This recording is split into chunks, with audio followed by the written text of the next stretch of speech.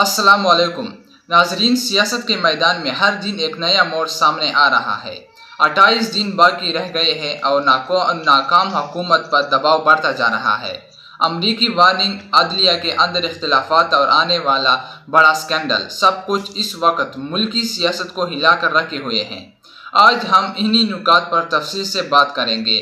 तो आइए नाजरीन, चलते हैं मुकम्मल वीडियो की जानिब, फिर बाद में इसके ऊपर बात करते हैं। जो फिरौन का वक्त नज़दीक आ रहा है, मीडिया चैनल और सहाफ़ी पनेतरा बदल रहे हैं। ये फ़ज़ा में तब्दीली क्या है? डोनाल्ड ट्रंप की भी फील्ड मार्शल को वार्निंग है। अमेरिका नई जंग की तैयारियों में और धांधली पर क्लीन अप ऑपरेशन शुरू हो रहे हैं, अगली बारी पाकिस्तान की। और अदलिया में भी फूट पड़ना शुरू जो नज़र आई। जस्टिस अतर मिनुल्लाह आज बिजलियाँ गिरा रहे हैं, तस्लीम कर रहे हैं कि कुछ अच्छा नहीं है अदलिया में। मुल्क की तारीख का सबसे बड़ा स्कैंडल जो $3,75,000 अरब, बहुत बड़ा स्कैंडल। और मईशत के लिए ऑल पार्टीज कॉन्फ्रेंस भी इदारों की 3 सूबे छोड़कर एक वज़ीर आला पर करम नवाजी क्यों हो रही है ये बताता हूँ। BBC ने भाड़ा फोड़ा है। और नए सूबों में 12 सूबों में 2 ख़ानदानों की लड़ाई, हज़ारा सूबा क्यों ज़रूरी बनाया गया। और पख्तूनख्वा में आज अमन मुराद सईद की कराची में इज्तिमा की अपील। और सिंध में अहम शख्सियत की आम से फौजी से तकरार के बाद भाई गिरफ्तार। शेरफसन मरवत और इकरारुल हसन का मामला और ये गुमनाम अकाउंट चलाने के जो इल्ज़ामात लगाए गए अलीमा खान के बेटों पर, उसमें भी मैं तफसील में बात करूँगा। लेकिन सबसे पहले वज़ीर ख़ारजा अमरीका के आज उन्होंने ऐलान किया कि वेनेज़ुएला पे बाकायदा फ़ौजी हमले की तैयारी। उसकी वजह वहाँ जो मदोरो के इंतखाबात हैं वो कह रहे हैं धांधली ज़दा हैं। और यहाँ वेनेज़ुएला में रूस और ईरान का असर रसूख बहुत है। यहाँ ड्रोन फैक्ट्री भी है और यहाँ के पासपोर्ट भी मिल रहे हैं। लेकिन असल मामला वेनेज़ुएला का वही है जो पाकिस्तान का। यहाँ पर फ़ौजी हमले की अमेरिका तैयारी कर रहा है कि हुकूमत नाजायज़ है, इन्होंने मैंडेट चोरी किया है। अब अमेरिका में मीडिया और वहाँ के जो अमेरिकन सेनेटर्स हैं, ट्रंप की काबीना के खसूसी लोग ये दबाव डाल रहे हैं कि यहाँ आपको इलेक्शन की बाकायदगियाँ नज़र आ रही हैं, नाजायज़ हुकूमत, तो पाकिस्तान के मामले पे क्यों सपोर्ट कर रहे हैं। और उस पर ज़ाहिर है वो भारत का, चीन का मामला था।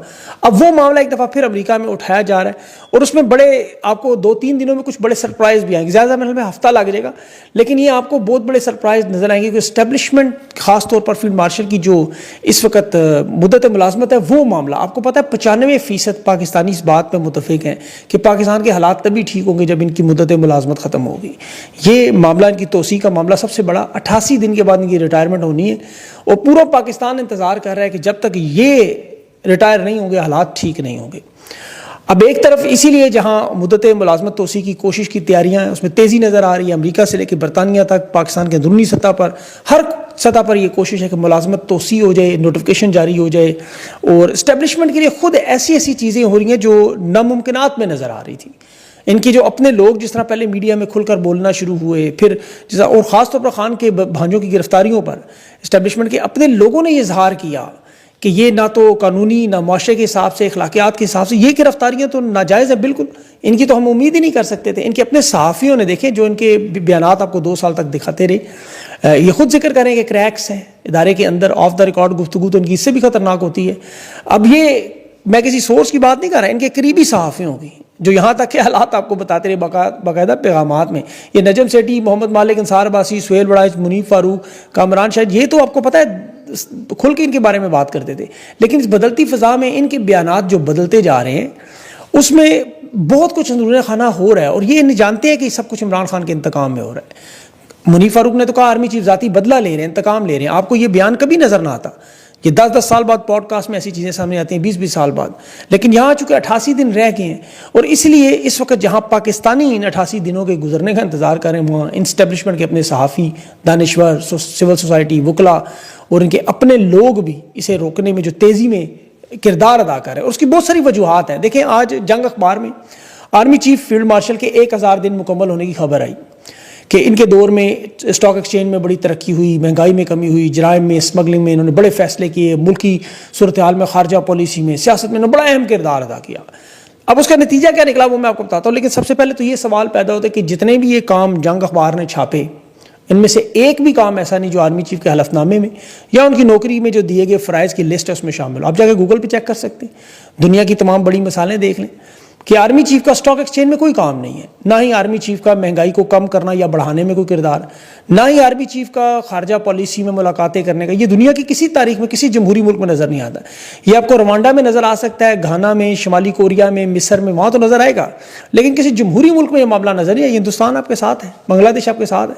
آپ کو کبھی اس طرح آرمی چیف کے معاملات نظر نہیں آئیں گے. یہاں پہ 1000 دنوں میں جو نتیجہ نکلا وہ اس وقت پاکستان کی فوج اور عوام کے درمیان نفرت اور خلیج کا لیول 1971 کے بعد سب سے زیادہ بڑھ چکا ہے. پاکستان کی مائیں اپنے بیٹوں کی شہادتیں لاشیں اٹھاتی رہی ہیں. بلوچستان میں دیکھ لیں, خیبر پختونخوا میں دیکھ لیں, اس میں خود فوج کی اپنی خواتین ہیں, مائیں ہیں, جن کے اپنے 3 سے 5 فوجی روزانہ کے حساب سے شہید ہوتے رہے. ان 1000 دنوں میں امن و امان کے اعتبار سے پاکستان دنیا کی دہشت گردی کے ممالک میں پہلے نمبر پر پہنچ چکا ہے. اور معیشت کے حوالے سے جو تباہی اور بربادی ہے, کیونکہ دیکھیں ان کا سب سے بڑا کام یہی تھا کہ میں معیشت ٹھیک کروں گا. وہ حالات آپ دیکھ لیں, پاکستان کی 78 سال کی تاریخ کو اٹھائیں اور آج کے حالات اٹھائیں, اور عمران خان کی حکومت کے دور سے لے کے اب تک دیکھیں. پہلے قرضے ہی اٹھا لیں, صرف $180 ارب عمران خان کے دور میں تھے, جس میں سے عمران خان 85% قرضے واپس کر کے $17 ارب خزانے میں چھوڑ گئے. ناظرین, آپ لوگوں نے ویڈیو دیکھ لی, اب آئیے اس پر تفصیل سے بات کرتے ہیں. ملکی سیاست ایک ایسے نازک موڑ پر کڑی ہے جہاں ہر دن, ہر بیان اور ہر قدم آنے والے وقت کی سمت متعین کر رہا ہے.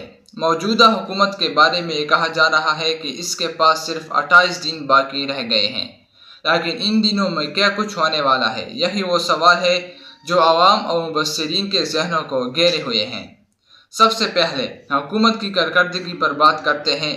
بڑھتی ہوئی مہنگائی, عوام مسائل کا حل نہ نکلنا, اداروں کے درمیان کشیدگی اور بین الاقوامی دباؤ نے حکومت کے لیے زمین تنگ کر دی ہے. عوام کی بڑی تعداد یہ سوال کر رہی ہے کہ کیا یہ حکومت واقعی اپنی مدت پوری کر پائے گی یا اس سے پہلے ہی کوئی بڑا فیصلہ سامنے آ جائے گا. اس دوران ایک اور پہلو سامنے آیا ہے اور وہ یہ ہے امریکی وارننگ. بین الاقوامی طاقتوں کے بیانات ہمیشہ ہماری سیاست پر اثر انداز ہوتے ہیں. امریکہ کی جانب سے حالیہ وارننگ نے نئی بحث چھیڑ دی ہے. مبصرین کہتے ہیں کہ اگر امریکہ کھل کر کوئی موقف اختیار کرتا ہے تو یہ حکومت کے لیے مزید مشکلات پیدا کر سکتا ہے. سوال یہ ہے کہ امریکہ کیوں اور کس مقصد کے لیے اس وقت بیانات دے رہا ہے. کیا یہ محض ایک سفارتی پیغام ہے یا اس کے پیچھے کوئی بڑی حکمت عملی چھپی ہوئی ہے؟ ملک کے اندر سیاسی جماعتیں بھی مسلسل جوڑ توڑ میں مصروف ہے. کچھ حلقوں کا کہنا ہے کہ موجودہ حکومت کے خاتمے کے بعد اگلی باری کس کی ہوگی. عوام کو نیا لیڈر ملے گا یا پرانے چہرے ہی نئے وعدوں کے ساتھ سامنے آئیں گے؟ یہ وہ سوال ہے جس کا جواب ابھی وقت نے دینا ہے. ایک اور بڑا موضوع ہے عدلیہ کے اندر اختلافات. عدلیہ ہمیشہ سے ملک کے اہم ستونوں میں سے ایک رہی ہے, لیکن جب اداروں کے اندر ہی اختلافات کی خبریں سامنے آئے تو یہ ایک سنجیدہ معاملہ بن جاتا ہے. مبصرین کے وقت عدلیہ میں اس وقت مختلف معاملات پر تقسیم کی فضا موجود ہے. اگر ایک تقسیم بڑھی تو اس کا اثر پوری نظام انصاف پر پڑ سکتا ہے. عوام یہ جاننا چاہتے ہیں کہ کیا عدلیہ اس بحران سے نکل سکے گی یا یہ اختلاف ایک بڑے قانونی بحران کی شکل اختیار کر لے گی. آخر میں آتے ہیں اس نقطے پر جسے تاریخ کا بڑا اسکینڈل کہا جا رہا ہے. رپورٹس کے مطابق آنے والے دنوں میں ایسے انکشاف سامنے آ سکتے ہیں جو نہ صرف حکومت بلکہ اپوزیشن اور دیگر اداروں کو بھی ہلا کر رکھ دیں گے. سوال یہ ہے کہ یہ اسکینڈل کیا ہے, کس کے خلاف ہے اور اس کے نتیجے میں کون متاثر ہوگا. ان تمام معاملات میں عوام سب سے زیادہ متاثر ہو رہے ہیں. عام شہری بجلی, گیس اور روزمرہ کی ضروریات کے مسائل سے تنگ آ چکے ہیں. سیاسی کھینچاتانی نے عوام کو مزید مشکلات میں ڈال دیا ہے. یہی وجہ ہے کہ لوگ اب یہ سوچ رہے ہیں کہ آنے والے وقت میں تبدیلی واقعی ان کے لیے آسانیاں لائے گی یا یہ سب کچھ ایک نیا بحران پیدا کرے گا. آخر میں کہنا ضروری ہے کہ سیاست میں کچھ بھی حرف آخر نہیں ہوتا. آج کی حکومت کل تاریخ کا حصہ بن جاتی ہے اور کل کے وعدے آج کے سوالات بن جاتے ہیں. 28 دن باقی ہے, لیکن ان دنوں میں کیا ہوگا؟ کیا حکومت بچ پائے گی؟ کیا عدلیہ اپنے اندرونی اختلافات ختم کر پائے گی؟ اور کیا تاریخ کا بڑا اسکینڈل واقعی سب کچھ بدل دے گا؟ یہ وہ سوالات ہیں جو آنے والے وقت ہی واضح کرے گا. ناظرین, یہ تھی آج کی اہم باتیں. آپ اپنی رائے ضرور کمنٹس میں دیجیے گا کہ آپ کے خیال میں اگلا سیاسی موڑ کون سا ہوگا. تو ناظرین, اگر ویڈیو اچھی لگی ہے تو ویڈیو کو لائک کریں اور اس چینل کو بھی سبسکرائب کریں تاکہ آپ کو آئندہ بھی اس طرح کے مزید اپڈیٹس ملتی رہے.